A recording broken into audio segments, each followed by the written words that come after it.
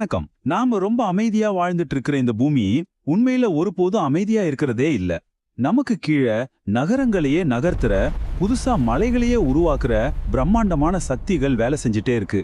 அந்த சக்திகளை பத்தி தான் நாம இன்னைக்கு விலாவாரியா பார்க்க போறோம். நாம நிக்கிற இந்த தரை ரொம்ப ஸ்டெடியா ஸ்ட்ராங்கா இருக்குன்னு தோணுதான் இல்லையா? ஆனா பூமிக்கு கீழே உருகின பாறைகளும் நாம கற்பனையே பண்ண முடியாத அழுத்தமும் கொண்ட ஒரு நெருப்பு கோளம் இருக்கு. சில சமயம் அந்த சக்தி ஒரு வழியை கண்டுபிடிச்சு இது மாதிரி பிரம்மாண்டமா வெளியில வரும். அப்போ ஒரு கேள்வி வருது இல்லையா? நமக்கு கீழே இருக்கிற தரை திடீர்னு அசையும் போது உண்மையில என்னதான் நடக்குது? மலைகள் ஏன் நெருப்ப கக்குது? வாங்க இந்த ரகசியங்கள் எல்லாம் ஒன்னொன்னா பார்க்கலாம். சோ நம்ம இந்த பயணத்துல என்னென்ன பார்க்க போறோம்னா, முதல்ல நம்ம கிரகம் ஏன் இவ்ளோ ரெஸ்ட் இல்லாம இருக்குன்னு பார்ப்போம். அப்புறம் நிலநடுக்கங்களுக்கு பின்னால இருக்கிற சயின்ஸ் என்ன, அதோட பவரை எப்படி அளக்குறாங்கன்னு புரிஞ்சுக்கலாம். அதுக்கப்புறம் நெருப்பு மலைகளான எரிமலைகளுக்குள்ள போய் கடைசியா இதெல்லாமே உலகத்துல எங்க நெருப்பு வளையம்ங்கிற பேர்ல ஒன்னா சேர்த்துன்னு பார்க்கலாம். சரி, நம்ம பகுதிக்குள்ள போலாம். நம்மளோட அமைதியற்ற கிரகம். நம்ம எல்லாரும் ஒரு திடமான பாறை மேல வாழ்றோம்னு நினைச்சிட்டு இருக்கோம். ஆனா உண்மை என்ன தெரியுமா?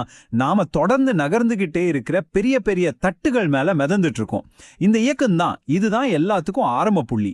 இந்த நிலநடுக்கம், எரிமலை இதெல்லாம் ஏதோ திடீர்னு காரணமில்லாம நடக்கிற விஷயம் கிடையாது.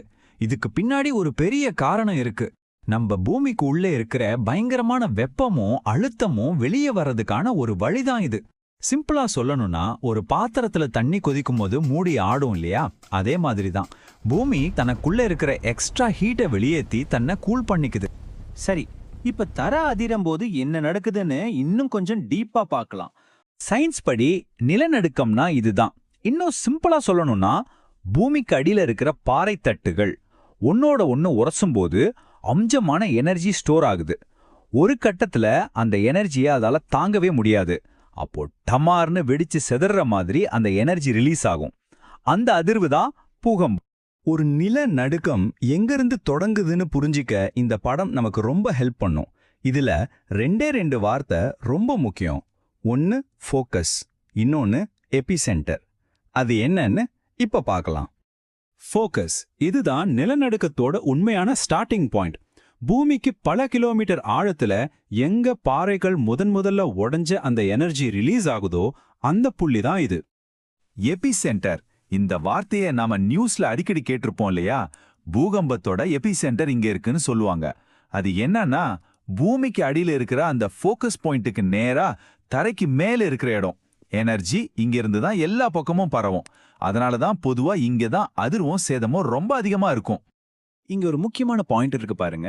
நிலநடுக்கத்தோட ஃபோக்கஸ் பூமிக்கு எவ்வளோ பக்கத்துல, அதாவது தரைக்கு எவ்வளோ பக்கத்துல இருக்கோ அதோட பாதிப்பு அவ்வளோ பயங்கரமா இருக்கும். ரொம்ப சிம்பிள் லாஜிக் தான்.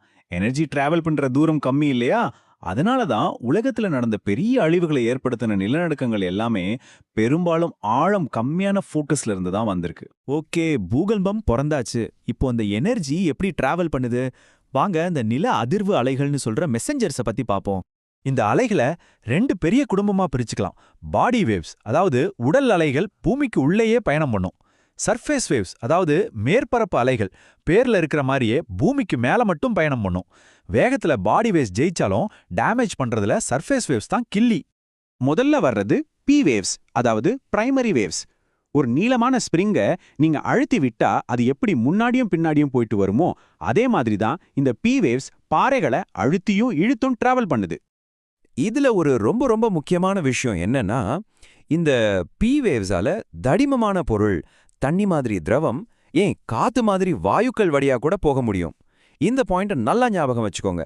பின்னாடி ஒரு பெரிய மர்மத்தை விளக்க இதுதான் நமக்கு உதவ போகுது. அடுத்து வர்றது எஸ் வேவ்ஸ், செகண்டரி வேவ்ஸ்னு சொல்லுவாங்க. ஒரு கயிறோட நுனியை பிடிச்சி நீங்க மேலையும் கீழையும் ஆட்டுனா எப்படி ஒரு அலை உருவாகுமோ அதே மாதிரி தான் இது. பாறைகளை பக்கவாட்டுல அசைச்சுக்கிட்டே போகும். ஆனா எஸ் வேவ்ஸ்க்கு ஒரு பெரிய லிமிடேஷன் இருக்கு. அதால திரவங்கள் வழியா, அதாவது லிக்விட்ஸ் வழியா போகவே முடியாது. வெறும் திடப்பொருள் வழியா மட்டும்தான் போகும். பார்க்க சின்ன விஷயமா தெரிஞ்சாலும் நம்ம கிரகத்தோட உள்ள என்ன இருக்குன்னு கண்டுபிடிக்க விஞ்ஞானிகளுக்கு கிடைச்ச ஒரு மாபெரும் சாவி இதுதான். சரி, ஒரு இடத்துக்கு இந்த அலைங்க எப்படி வரிசையா வந்து சேருதுன்னு பாருங்க. ஃபர்ஸ்ட் ஸ்பீடா வர்ற பி வேவ்ஸ் வந்து ஒரு சின்னதா ஷேக் கொடுக்கும். இதுதான் முதல் வார்னிங். அதுக்கடுத்து கொஞ்சம் பலமா எஸ் வேவ்ஸ் வரும். கடைசியா ரொம்ப டேமேஜ் உண்டாக்குற அந்த லவ் அண்ட் ராலே அலைகள் வந்து சேரும். இந்த அலைகள் பூமியோட ஒரு முனையிலிருந்து இன்னொரு முனைக்கு போகுது. இந்த நில அதிர்வு அலைகள் வெறும் அழிவை மட்டும் கொண்டு வர்றதில்ல, நம்ம கிரகத்தோட மிகப்பெரிய ரகசியங்களை எப்படி நமக்கு காட்டுதுன்னு பார்க்கலாமா? விஞ்ஞானிகள் பூகம்ப அலைகளை ரெக்கார்ட் பண்ணும்போது ஒரு விசித்திரமான விஷயத்த நோட் பண்ணாங்க. பூகம்பம் நடந்த இடத்துல இருந்து ஒரு குறிப்பிட்ட தூரத்துல சில ஏரியாக்கள்ல மட்டும் இந்த அலைகள் வரவே மாட்டேங்குது, சுத்தமா காணாம போயிடுது. இந்த இடங்களுக்கு நிழல் மண்டலங்கள், அதாவது ஷேடோ ஜோன்ஸ்னு பேர் வச்சாங்க. ஏன் இப்படி நடக்குது? இதுக்கு காரணம் என்னன்னு தெரியுமா? நாம முன்னாடியே பார்த்தோமே, அதுதான் பி வேவ்ஸால லிக்விட் வழியா போக முடியும். ஆனா உள்ள போகும்போது அது வளையும். ஆனா எஸ் வேவ்ஸ் அதால லிக்விட் வழியா போகவே முடியாது, அங்கேயே நின்னுடும். இதிலிருந்து நமக்கு என்ன தெரிய வருது? எஸ் வேவ்ஸால பூமியோட ஒரு பகுதியை தாண்டி வர முடியலன்னா அந்த பகுதி நிச்சயமா திரவ நிலையில தான் இருக்கணும். இந்த எஸ் வேவ் ஷேடோ ஜோன் தான் நம்ம பூமிக்கு வெளியில ஒரு உருகின திரவ நிலையில ஒரு அவுட்டர் கோர் இருக்குன்றதுக்கு கிடைச்ச மிக உறுதியான ஆதாரம். யோசிச்சு பாருங்க, இந்த பூகம்பங்கள் மட்டும் இல்லைன்னா நம்ம காலுக்கு கீழே ஒரு பெரிய திரவக்கடல் இருக்கிற இந்த உண்மையே நமக்கு தெரிஞ்சிருக்காது. சரி, ஒரு நிலநடுக்கம் எவ்வளவு பவர்ஃபுல்னு சயின்டிஸ்ட் எப்படி கரெக்டா கணக்கு போடுறாங்க? அதை அளக்கிறதுக்கு பாத்தீங்கன்னா 2 முக்கியமான வழிகள் இருக்கு. நிலநடுக்கத்தோட ஹார்ட் பீட்டை ரெக்கார்ட் பண்ற மெஷின் தான் இந்த சீஸ்மோகிராஃப். பூமி லேசா அசைஞ்சா கூட இந்த மெஷின்ல இருக்கிற ஒரு பேனா சுத்திட்டு இருக்கிற பேப்பர்ல அந்த அதிர்வை கோடுகளா வரையும். அந்த கோடுகளோட உயரம் எவ்வளோ பெருசா இருக்கோ அதை வச்சுதான் நிலநடுக்கத்தோட பவரை கணக்கிடுறாங்க. இங்க ஒரு முக்கியமான வித்தியாசத்தை நாம புரிஞ்சுக்கணும். மேக்னிடியூட் அப்படிங்கறத ஒரு பல்போட வாட்ஸ் மாதிரி நினைச்சுக்கோங்க. அது அந்த பல்புல இருந்து வர்ற மொத்த எனர்ஜி, அது எப்பவும் மாறாது. ஆனா இன்டென்சிட்டி அப்படிங்கிறது அந்த பல்பு கிட்ட நீங்க நிக்கும்போது உங்களுக்கு கிடைக்கிற வெளிச்சம் மாதிரி. தூரமா போக போக வெளிச்சம் கம்மியாகும் இல்லையா? அதே மாதிரி தான் எபிசென்டர்ல இருந்து தூரம் போக போக நிலநடுக்கத்தோட பாதிப்பும் மாறும். அது இடத்துக்கிடம் வேற மாதிரி இருக்கும். இந்த ரிக்டர் ஸ்கேல்ல ஒவ்வொரு நம்பருக்கும் நடுவுல இருக்கிற வித்தியாசம் நாம நினைக்கிறத விட பல மடங்கு அதிகம். உதாரணத்துக்கு ரிக்டர் 6 நிலநடுக்கத்தை விட ரிக்டர் 7 நிலநடுக்கம் ஜஸ்ட் ஒண்ணுதான் அதிகம்னு நினைக்காதீங்க. அது கிட்டத்தட்ட 31 மடங்கு பவர்ஃபுல். பாருங்க, வெறும் ஒரு நம்பர் வித்தியாசத்துல எவ்வளவு பெரிய எனர்ஜி ஒழிஞ்சிருக்குன்னு. சரி, தரை அதிர்றத பத்தி பார்த்தாச்சு. இப்போ அதே தரை நெருப்ப கக்கினா என்ன ஆகும்? ஆமா, எரிமலைகளை பத்தி தான் பார்க்க போறோம். எரிமலைகளுக்குள்ள போறதுக்கு முன்னாடி 2 வார்த்தையை நாம தெளிவா புரிஞ்சுக்கணும். Magma, lava. ரொம்ப சிம்பிள். பூமிக்கு அடியில உருகிய பாறையா இருக்கும்போது அது மேக்மா. அதே உருகிய பாறை எரிமலை வழியா வெளியே வந்து தரையில ஓடும்போது அது லாவா. அவ்வளவுதான் வித்தியாசம். இந்த படம் பாருங்க, இது ஒரு எரிமலையோட உள்பக்கத்தை காட்டுது. பூமிக்கடியில இருக்கிற மாக்மா எப்படி இந்த மலையோட உச்சிக்கு வருதுன்னு பார்க்கலாமா? மேக்மாவோட பயணத்தை ஒரு சின்ன ஸ்டோரி மாதிரி பார்க்கலாம். முதல்ல அது பூமிக்கு அடியில மேக்மா சேம்பர்னு சொல்ற ஒரு பெரிய ஸ்டோரேஜ் ரூம்ல சேகரமாகுது. பிரஷர் அதிகமாக அதிகமாக அது கான்டியூட்னு சொல்ற ஒரு பைப் வழியா மேல வருது.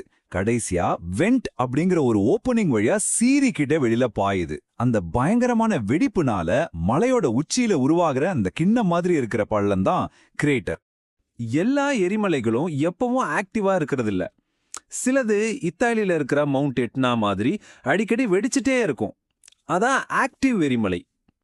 சிலது ஜப்பான்ல இருக்கிற மவுண்ட் ஃபூஜி மாதிரி பல 100 வருஷமா அமைதியா இருக்கும், அது டார்மெண்ட், அதாவது உறங்கும் எரிமலை. இன்னும் சிலது இனிமே வெடிக்கவே வாய்ப்பில்லைன்னு அழிஞ்சு போன எரிமலைகளா மாறிடும், அது எக்ஸ்டிங்க்ட். இதுவரைக்கும் நாம நிலநடுக்கம், எரிமலைன்னு தனித்தனியா பார்த்தோம். இப்போ இது ரெண்டையும் ஒன்னா சேர்த்து பார்க்கலாம். உலகத்துல இது ரெண்டும் எங்க ஒரு குறிப்பிட்ட பேட்டர்ன்ல அமைஞ்சிருக்குன்னு பார்க்கலாம் வாங்க. இந்த மேப்பை பார்த்தீங்கன்னா ஒரு ஆச்சரியமான விஷயம் தெரியும்.